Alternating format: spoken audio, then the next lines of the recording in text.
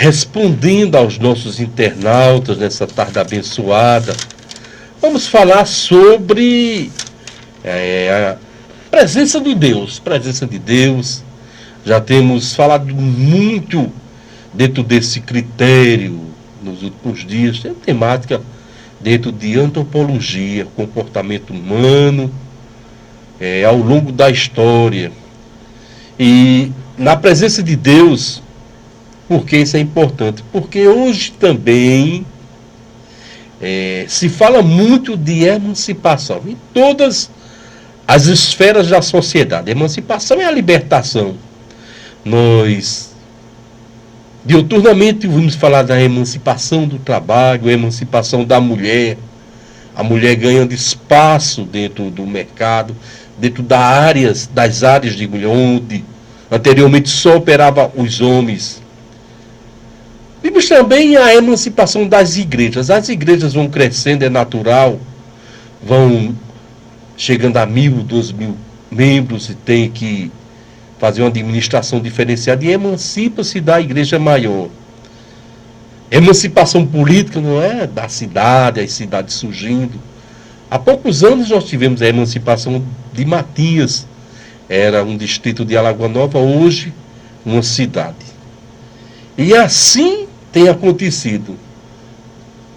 Mas, lamentavelmente, temos visto também, enrustidamente, ocultamente, os homens querendo se emancipar de Deus, ficar livre de Deus. E dentro de uma teologia chamada teologia positiva, a teologia doentia, os homens têm levantado artimanhas inspiradas por demônios para subjugar a palavra de Deus, para se julgar autossuficiente, para achar que a salvação está em si mesmo. Para isso nós observamos aí os espíritas, muitas vezes outros tipos de cristãos, a maçonaria, os que são adeptos às doutrinas orientais, Hare Krishna, Sheshonolie e outras, os homens querendo viver sem a presença de Deus, se julgando-se, achando pequenos deuses, como se esses deuses se reunissem e criassem toda a sapiência, a sabedoria do universo. Então, isso é o homem se esquivando da presença de Deus para tomar o lugar soberano, assim como foi com Lucifer. Lucifer disse: eu subirei ao trono da congregação, acima das estrelas, montarei o meu trono e serei como o Altíssimo. Lucifer também teve essa vontade e se prejudicou até, não os dias de hoje, mas a eternidade. Foi reprovado, foi subjugado, foi sentenciado por Deus. E os homens, nós que tivemos uma oportunidade, depois da queda de Adão e Eva, estamos adentrando por este caminho tortuoso. Do Evangelho de João, capítulo 12, versículo 8, traz a seguinte citação. Disse Jesus: aquele que me rejeita e não acolhe as minhas palavras, tem quem o julgue. A palavra que proclamei, essa o julgará no último dia. Então observe, não precisa nada mais, nada menos do que a própria palavra, a Bíblia Sagrada. A palavra Bíblia tem resposta para tudo. Porque eu digo uma coisa com toda a autoridade no Espírito Santo: não dá para viver sem a presença de Deus. É loucura. É loucura viver sem a presença de Deus. O homem até pensa que pode viver, que é independente, que não precisa orar, que não precisa conversar, que não precisa adorar, meditar, ler a Bíblia Sagrada, frequentar um culto ou fazer ações evangelísticas, ações missionárias, mas não dá para viver. Assim como o girassol. Girassol é aquela planta linda que ele acompanha todo o percurso do sol durante o dia. A vida dele está na luz daquela planta. Assim como aquela planta não pode viver sem luz, assim como a roseira não pode viver sem água, o homem não pode viver sem Deus. O homem não tem condição de viver sem a presença de Cristo, porque quando ele se esquiva, entra em trevas, e quando entra em trevas é um processo, é uma trajetória, é um percurso. Quando entra em trevas, quem se aproxima dele são os demônios. O próprio Satanás com as suas legiões, e traga aquela alma a embebeda com os manjares do pecado, da idolatria, da sensualidade, e toma para si. Talvez você diga, não, mas eu não tenho rejeitado. Vamos ver isso à luz da Bíblia, segundo o profeta Isaías, capítulo 53, versículo 3, falado há anos atrás, há séculos atrás, mas uma palavra bem viva, bem retumbante nos dias atuais. Diz o seguinte: era desprezado e o mais digno e rejeitado entre os homens, homem de dores, experimentado num trabalho como de quem os homens escondiam o rosto. Era desprezado e não fizemos dele caso algum. Isaías 53, 3. Aí talvez você diga, não, mas comigo é diferente, eu não me escondo de Cristo, o meu Cristo é lindo. A Bíblia fala de um Cristo crucificado, de um Cristo sofrido. Mas eu vou provar de uma maneira simetricamente bem elaborada e simples. É suficiente entrar em um transporte alternativo, no setor de trabalho, onde tem pessoas no nosso lazer, está ali se conversando sobre todo tipo de assunto. Mas quando se fala do amor de Cristo, as pessoas começam logo a torcer a cara, dizer aqui na igreja, esse assunto está inconveniente, porque nós temos liberdade e nós temos a alegria de falar de tudo. Mas quando se fala de Deus, quando se fala do amor de Cristo, as pessoas não o recebem com carinho. Ou trata como fanático, ou como louco, ou como fundamentalista. Isso é um fundamentalista, isso é um crente fanático. Por quê? Porque as pessoas simplesmente têm vergonha de Deus, ou melhor, as pessoas têm vergonha do que anda praticando. Porque todo ladrão tem vergonha de seus atos e se esconde. Todo idólatra tem vergonha das suas idolatrias. Tem vergonha, que adora imagem de escultura. E quando a gente fala em Jesus Cristo, ele dá logo um grito, porque a minha fé, porque eu fico na minha tradição, porque sabe que aquilo é errado. E quando se fala em Jesus Cristo, se torna-se reprovável. A prova que a humanidade não ama está exposta. As pessoas andam segundo os seus deleites carnais, as suas idolatrias, não obedecem à Bíblia Sagrada. Segue todos os tipos de ideologia, todos os tipos de ensinamento do mundo. Se chegar alguém aqui e diz, faça isso, faça aquilo, as pessoas vão seguir todas as regras. Mas a principal, a primeira regra de vida, que é o Evangelho, as pessoas não querem obedecer. Eu lembro-me que há poucos meses atrás era aquele clamor do povo: eu estou longe da igreja, eu quero voltar para a igreja. Eu quero voltar para a presença de papai. Se eu rodar hoje nessa cidade, digo com toda a autoridade, sair daqui da Pirauá, o que eu vou encontrar é paredão de som, é cachaceiro, mulheres mal vestidas, balançando o seu corpo, expondo-se ilicitamente, luxuosamente perante os homens, com conotação sexual. O mesmo povo que estava com medo de morrer, o mesmo povo que estava com medo de se perder, de adoecer. Hoje a coisa afrouxou um pouco, estão aí. Então é a prova que o homem não adora a Deus. E o resultado é morte. Perceba que as pessoas, com toda essa gama de lazer, de entretenimento, de passatempo, de fazer o que querem, de querer ser o próprio Deus, de manipular e tudo, não tem prazer nas suas vidas.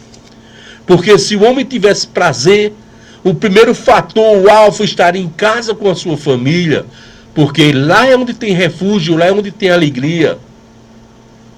Estaria na presença de Deus em espírito e verdade, porque lá tem fartura de alegria.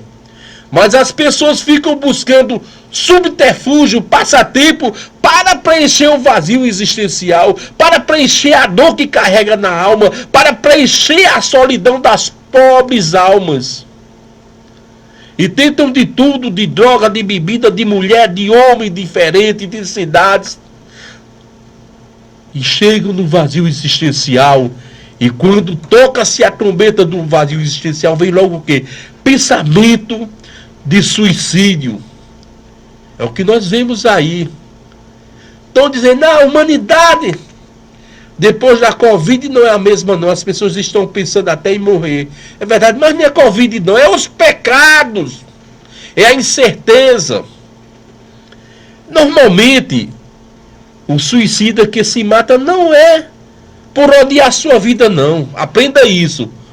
O suicida se mata não é por odiar a sua vida, mas é por não conseguir viver da maneira que quer. Se mata por isso.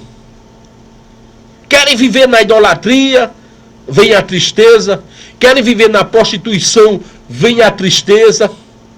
Inventam de reinverter o valor espiritual, o valor essencial, família, homem, mulher e filhos, e homens passam a viver com homens, mulheres com mulheres, como se fossem de sexo oposto.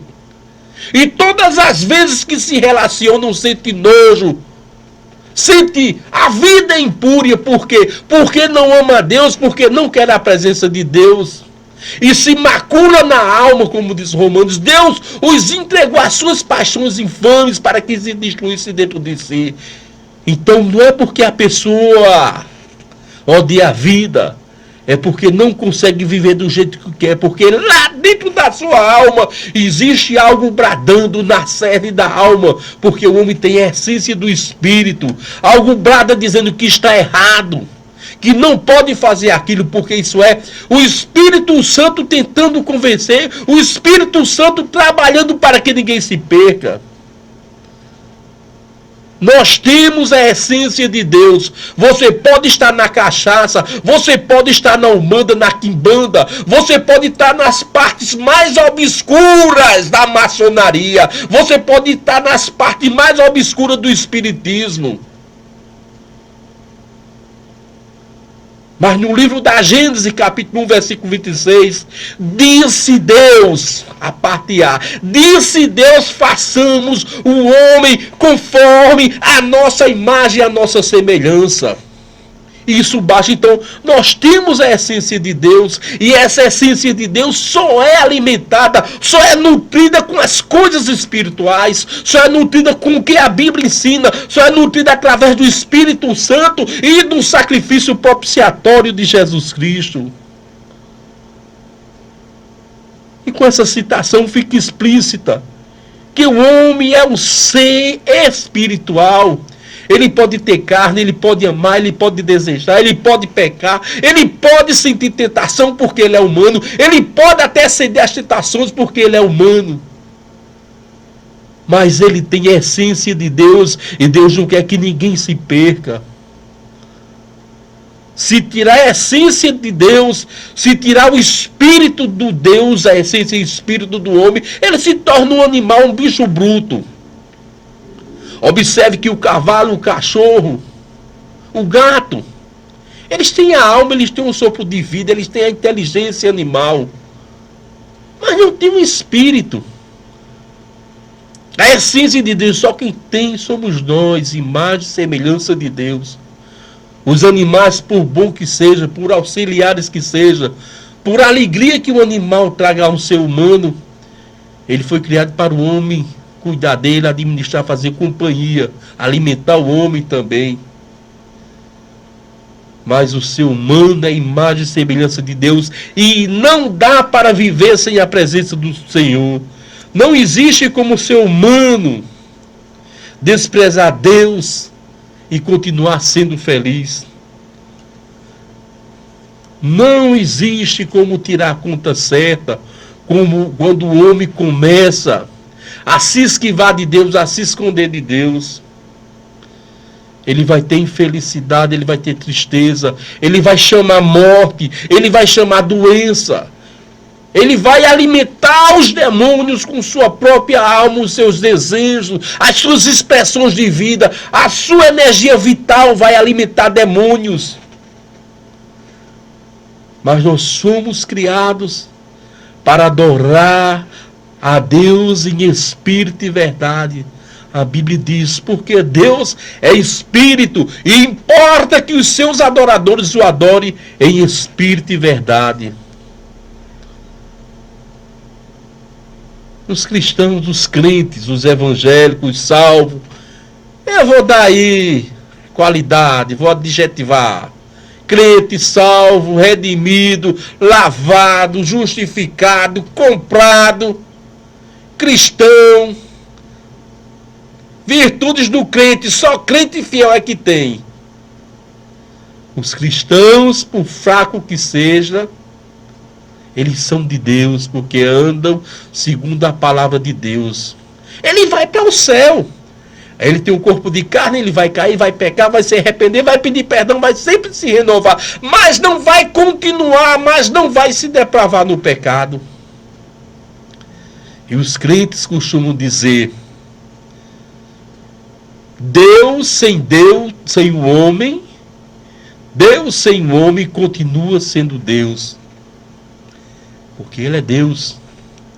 Mas o homem sem Deus, ele é um pobre, um desgraçado, nu e miserável, não é nada.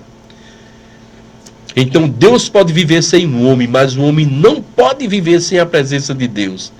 É tanto que o salmista, no Salmo 145, versículo 3, para a gente terminar, diz o seguinte: grande é o Senhor,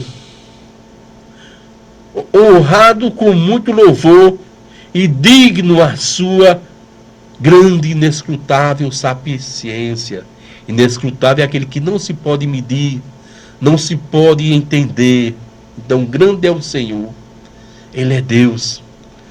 No Salmo 147, 5 diz: o nosso Senhor é soberano e tremendo, e seu poder infinita é a sua presença. Então, Deus tem tudo isso aí. Não tem como expressar o poder de Deus, não tem como expressar o amor de Deus. Basta entender o seguinte, que Ele é Deus, nos criou para vivermos da presença dEle em espírito e verdade, e só isso aí basta. Que o Senhor vos abençoe rica e abundantemente.